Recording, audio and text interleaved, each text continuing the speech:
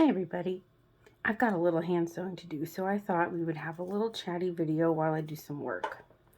I generally don't think of topics before I start talking of them, but I was thinking today about how the bridal industry has changed since I first started sewing, and I thought that could be fun to talk about since I've been doing bridal since the early 2000s. So definitely things have changed quite a bit, both in styles and trends, but um, just some different things I thought we would have fun talking about today. So, um, the first thing that comes to mind is I feel like back in the day, everybody was super, super young getting married.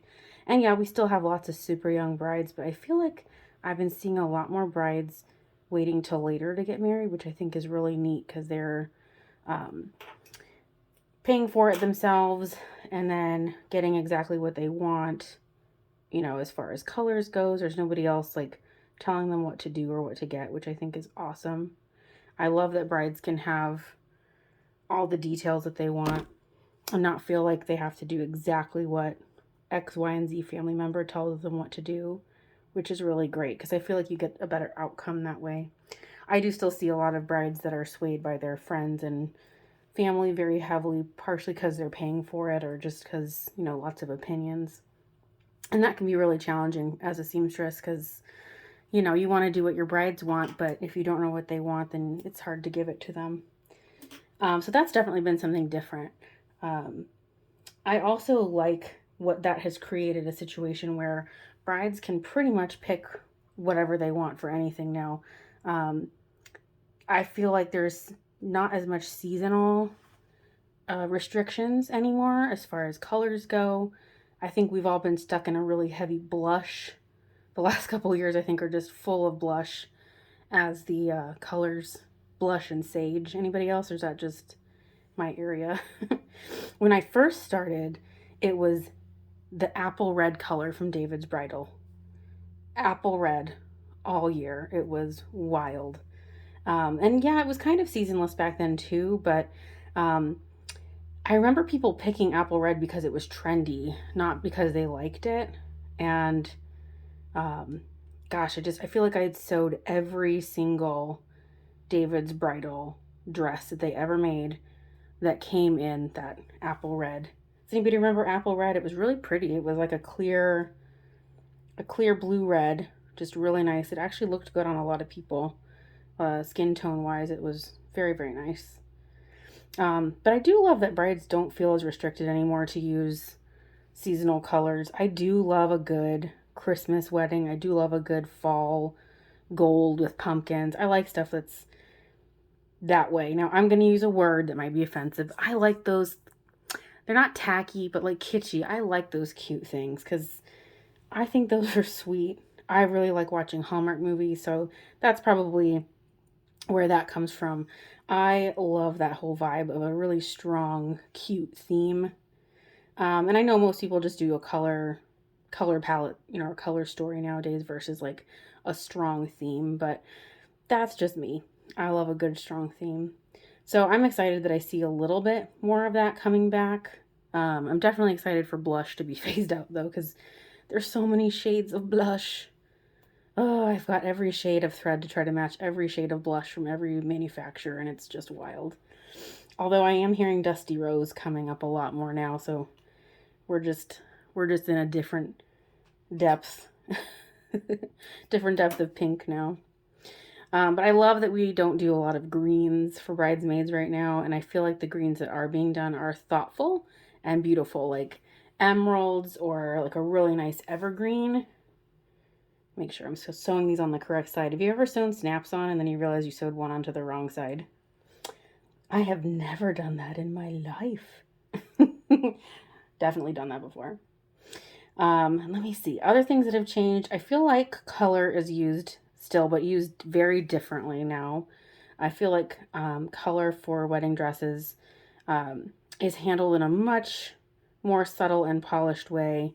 I'm so sorry to the 2000s brides that had the colored sashes. I'm not trying to talk bad, but color nowadays is done a little more subtle and I think really, really beautiful.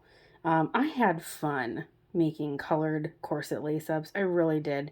There is something so refreshing about sewing something colorful in the middle of bridal season when you're just sewing white and white and white and white, ivory, and then white and white and white. It is so nice to sew a purple sash or a red sash or a blue sash. Oh, it is refreshing to the soul. So it's not a trend that I like for myself, but I will tell you, if you were back in the 2000s and you had contrasting color on your dress, whoever sewed that for you was very happy to have a different color to look at for the duration of that sewing time, because it was nice. I always appreciate sewing something colorful right in the middle of bridal season. Maybe that's just me, but that's how I feel. I also feel like another thing that has changed a lot is I feel like I see a lot more, there's definitely a lot more strapless dresses with just unapologetic no straps. Back in the day, I feel like everybody got a strapless dress and then they were like, let's put a little spaghetti strap for something. And nobody is worrying about something anymore. They're going full bore with nice strapless dresses and, good fits to hold them up and stuff. And I think that does a lot of good for people too, because if the fit's good, it's going to stay up and it's not going to be looking crazy and they're not going to be struggling wearing it. Whereas I feel like a lot of times girls would get, they would get a strapless dress and spaghetti straps, but then not get the top fitted properly. So they were relying on the straps to hold everything together and up, and it lost focus on the fit of the top. And I feel like we don't do that as much now. I feel like the fits on the tops of dresses have gotten a lot nicer just for the sheer fact that we're not relying on a little strap to do the work. And some dresses nowadays still do have a little strap, but I just explained to people that it's not meant to do anything structural. It's really just to look pretty. Let me see here. I feel like modesty issues have changed too. I feel like there's a lot more, I don't want to say levels, but I feel like there's definitely a lot more, more offerings that can be made for brides with modesty. Modesty needs, more accommodations can be made. So back in the day, it was you filled up a neckline and it was square. You just squared it off. You fill it with as close to the colors you can find and then done. That's pretty much all we could do. And a lot of the dresses when I first started were satin. So adding fabric to a V-neck satin dress with more satin was not very easy to do in a way that looked perfect, unless you recut the whole center front panel, which most people didn't really have the budget or the time for. So you were just kind of filling in the best you could and sending it out the door. I was never a huge fan of that, but it was acceptable. So I, as I was learning, I rolled with it because I was like, well, if this is what people expect, then it's fine. Nowadays, everybody wants everything seamless and blended. And sometimes we do snap-off panels so they can meet their church requirements, but then they can have party cleavage later. Different levels of transparency, so different shades of tulle that can go in there so you still get the nude look without actually having skin showing. All those kinds of fun things. Just lots of nuance and a lot of room for customization for brides' comfort levels, whether it's religious or personal. Some gals just don't ever wear anything low cut and it doesn't feel good to them to be doing that on their wedding day in front of their whole family. So it doesn't even have to be for a religious reason. It just can be, your personal preference. I do still think that's fun. Now this is something I've seen my whole time sewing, is I think I see some of my favorite brides are the ones that don't dress fancy and they get a fancy dress to surprise everybody and they just look so tickled to see themselves looking fancy. I still love those gals. I don't dress fancy every day, so I think that would be fun, to present yourself in a giant fancy sparkly something or other, just to, throw everybody for a loop when they see you. That's got to feel really awesome, just to kind of surprise everybody. The other thing I'm seeing lots more of is I see a lot more people, I don't want to say caring about their hair, but I see a lot more, I don't remember people used to doing hair trials. I don't remember that at all from back in the day. Now, I talk with brides about every detail now, and I didn't quite talk to them as much before when I was younger because I was really focusing on the fit and the details, and now I can talk through the entire fitting and get all of their information and details, and I'll use that to help me. So like if they're outdoor wedding, I'll make their hem just a shade shorter so they can walk easier. But yeah, I don't remember hearing that back in the day. Hair trials were not like a thing that people did. And so what I try to do is if they've ordered a veil, I'll ask them if they want to take it home with them so they can take it to their hair trial. And they're usually like, oh my gosh, I never thought of that. So it helps me give them a little bit more customer service vibe, because they hadn't thought of that for themselves even. So that's kind of fun. And then, I mean, but obviously the hairdos too are different. That's a whole other conversation I'm not even equipped to have because I'm not a hairstylist or fashiony in any sense of the word. But let's see. Those are like some of the main ones I feel like really, really stand out to me as far as everything goes. I like the direction that Bridal is going in as far as um, all of the offerings. I feel like there's a dress for everybody out there now. It's not just about what's trending, it's about what each person has always been dreaming of or been wanting, how they want to present themselves. And I really love that. Um, Anytime a celebrity gets married, yes, that kind of dictates a little bit of what people come in and look for. So anytime somebody gets married, I try to look at what they were wearing and have those answers already ready for the brides, because I feel like they are paying attention to every detail nowadays. They want the veil with the bow, and they want the veil with the embroidery, and they want the sleeves with the low back or the no back or whatever. So it kind of helps me get prepared ahead of time if I know what the celebrities are up to, because everybody always seems to like to use them as influences, which that's why they're called influencers. Um, I feel like that's a little bit more now. I see a lot less people going for like classic vibes and more like, definitely right now is a lot of whimsical, a lot of boho, very soft. I love how the laces are looking nowadays, like geometric mixes of Middle Eastern vibes and French vibes and 20s and 40s American vibes. There's just like so many vibes going on. It's really awesome. As a art history background, that's super delightful for me to see because I recognize a lot of the motifs, and every now and then I'll geek out and I'll be like, hey, look at this motif. This is X, Y, and Z, and the bride doesn't care, but I do. Now, I also have this to work on. I have a few pieces picked off already, but this is a piece of train that I cut off of a bride's dress that we're going to be harvesting appliques from. And I wanted to show how I go about this because there's always questions about how to pick off lace without damaging things. Now on here, I don't need to worry about that necessarily, but I still use the same method every time regardless, because I feel like it's always good to have your eyes and your fingers doing the same thing, regardless of whether you need to save the fabric or not. I feel like it's just good practice. So I work from the back side and I try to pull as much as I can. Now some seamstresses get wild and crazy and they sew a million stitches and swirls, so this doesn't always work, but this is always my first go-to method. And I just use my little snippers to snag the back side, and what I'm doing is I'm using my light to rotate so that I can see just what I need to grab and pull it. And I just pull as much as I can actually hold on to, and sometimes I'll use the snips for leverage and then clip and pull it out so we can start. And then on the top thread has now released, so you can go up here and pull some of that off, and then vice versa. So I kind of work back and forth from both sides to get my pieces free. Now leaves, they always sew up and down, so these are harder. I actually do need the leaves though, so I'm gonna work on these specifically. Sometimes when I'm sewing or taking this apart, I look at the sewing path that they've used to see what was really effective. And I like how this manufacturer sewed the lace on. They went down the center of the leaves first, and it kept the points from curling up. I don't know if you guys have ever had that happen when you sew down a leaf and then you turn.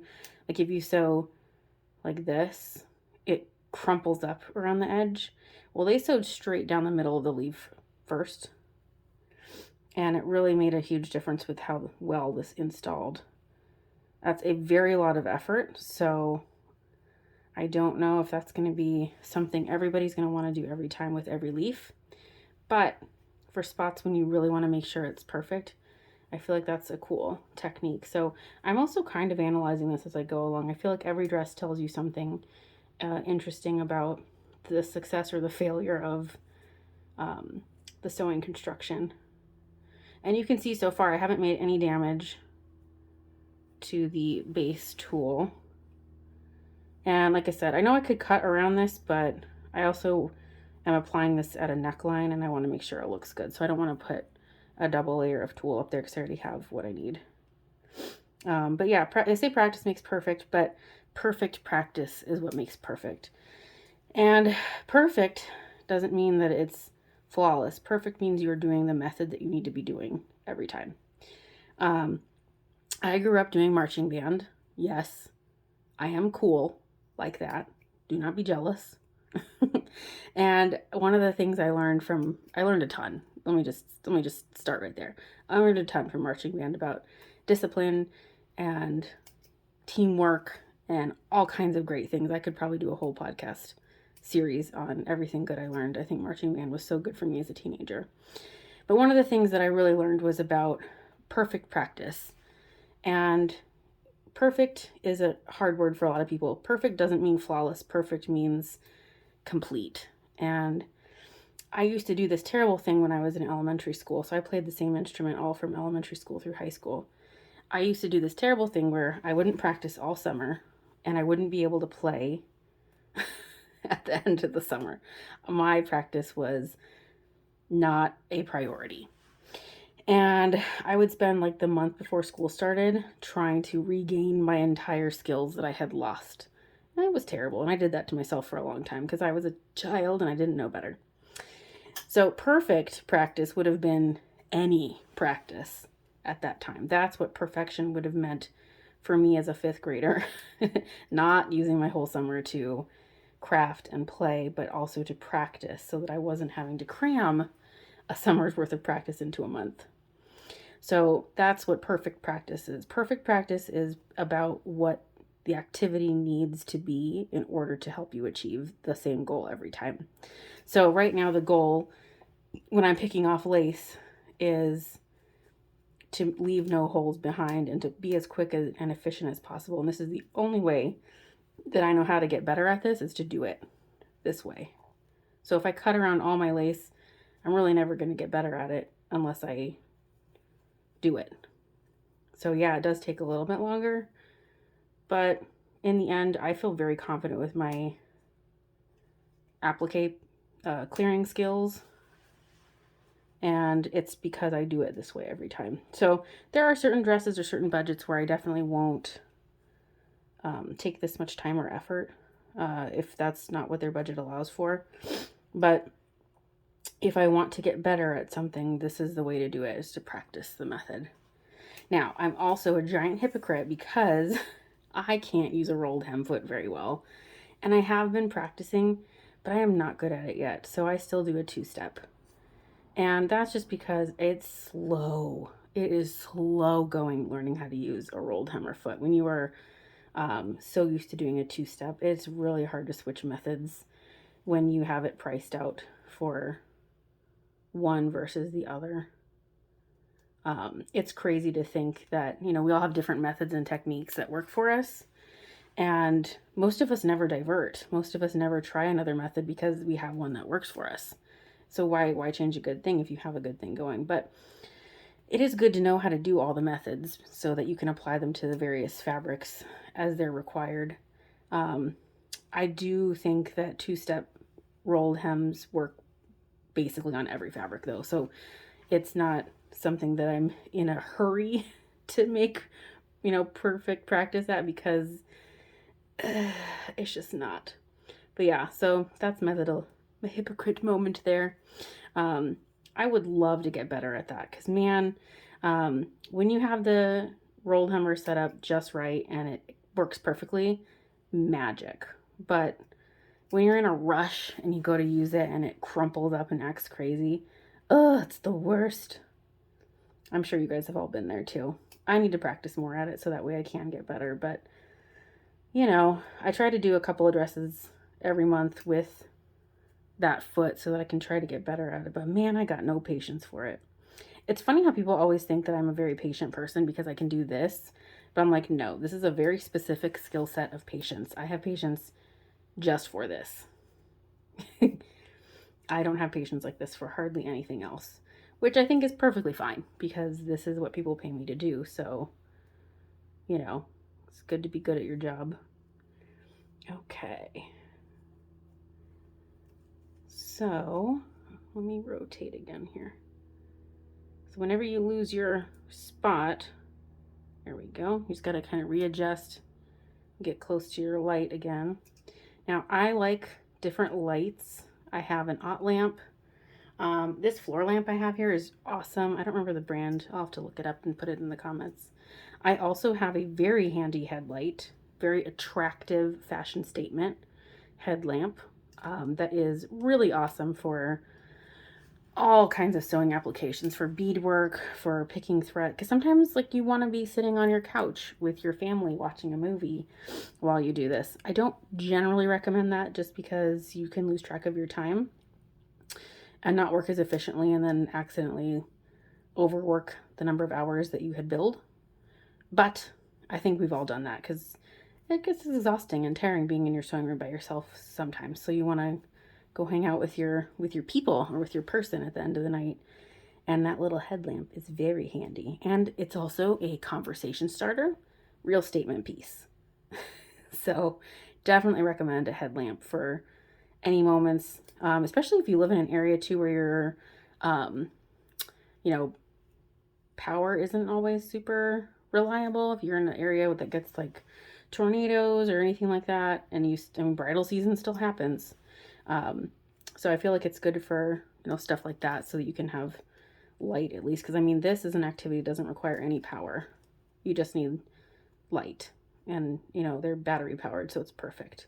I would love to find a headlamp that's rechargeable. Wouldn't that be awesome? Ooh. I mean, I know batteries are rechargeable, but like, one that's like a USB rechargeable, that would be awesome. I'm going to have to research that because that would be cool. Although I love my headlamp. It's nice and elastic and it's comfortable and it has different settings for the light strength, which I think is really nice. Okay, we're almost through. And then the other secret, it's not even a secret, the other thing that I do when I pull applique off of any dress to use is it always looks, this is some that I did earlier, it always looks crumpled. Now these I cut out because I'm going to pick these off later. This was from other areas. I just didn't want to save all of this clump. They're always crumpled. So I will iron these before I sew them down so that they're fresh. And it's super important to pull out all the old threads and press it because you want to make sure that you're sewing just the applique and all of the old stitches in because they'll fight you and they'll look hairy and crazy. So make sure you clear out any of the old stuff before you use your harvested pieces. Okay, let's get this last bit off. Let's see if we can get this last bit. Okay, now this is another one that I'll do sometimes if the stitches are small. I'll pull the tool to the side and look for the stitch there. I want enough that I can grab onto and clip. This is kind of risky. I can see really well right here, but this is risky to do if you don't have great eyesight. But this one's helpful for ones that are beaded because you can pull and see from the side the best way to get into the cracks. Now on many dresses, I'll use a couple different methods or techniques, or I'll hold it a couple different ways depending on what's going on. Every so often you will notice that a dress skirt has been sewn one way and then the appliques on the top have been sewn a different way. A lot of dresses are made two different places, and then like the tops are made and then shipped, and the skirts are made and then they are assembled somewhere else.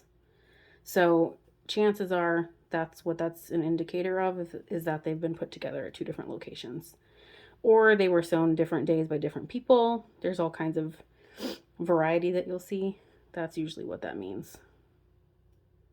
Let's see. Oh, there we go. Ah, and there we have it. So yeah, you'll definitely want to pull out all the little, obviously you can't see that on the camera because these are clear threads. You want to pull out all of this extra and press these out before you use them, because otherwise it's going to be way too hard to sew down. I will probably actually trim out a little bit of the tulle that's inside of there too, just to make it fresh looking. And there we go. Now, as far as, I think there's been a million videos on free motioning, how to get these back onto a dress. Obviously you can hand sew these, you can use the darning foot, you can use clear on the top and white on the bottom, you can use clear and clear, whatever works for your machine. Practice a scrap before you do your final one. And that's pretty much how that goes. Isn't that fun? My favorite is when you take a piece off and you realize the dress had a hole underneath. They put the applique over a hole. I hate talking about that though, because it's like, I don't want to talk bad about the manufacturers, because like, we know how it goes. Sometimes you have a hard day and there's a hole in a dress, let's put a flower on it. But it happens, and after you spent all the time being so careful and then there's a hole, you're like, oh man, someone's gonna think I put that hole there. Does that happen to anybody else, or is that just something I've seen? Maybe that's just a me thing, I don't know. So anyways, I'm gonna go ahead and pick through the rest of these now and get everything I need to finish up my project with these. I hope you guys enjoyed hearing me randomly chat about what's been on my mind today. If you have any ideas for specific content that you'd like to hear me talk about, feel free to leave that in the comments below. I can talk forever about any topic, as you can clearly see. Sometimes it's fun to just ramble out the things I've been thinking of during the day, though. Yes, I think about sewing all day. Yep, that's a fact. This job is, I don't want to say this job is my life, but this job is very important to me because I've made money with it for so long, and it's important to me to share what I know because I want my industry to continue and to attract the next generation, because this is a viable source of income. This is a very viable job for people who need a flexible work schedule. If you have kids, if you're in college, this is a great way to make money. If you do nice work, and you can find someone to apprentice with, for bridal, because bridal can be a little nerve-wracking when you're first starting. So it's really important to me to share all these little things that I've learned, and hopefully they'll help the next generation, because I hate when people say that our industry is a dying industry or a dying art or whatever, because this is how I pay my bills. This is how I support myself for most of my life, is through sewing of all different capacities. So I hope something on here has been interesting or inspired you in some kind of way, and I hope you have a great rest of your day or night wherever you are. And feel free to subscribe if you've enjoyed listening to me chatty chat today while I'm doing some work, and I'll see you in my next video.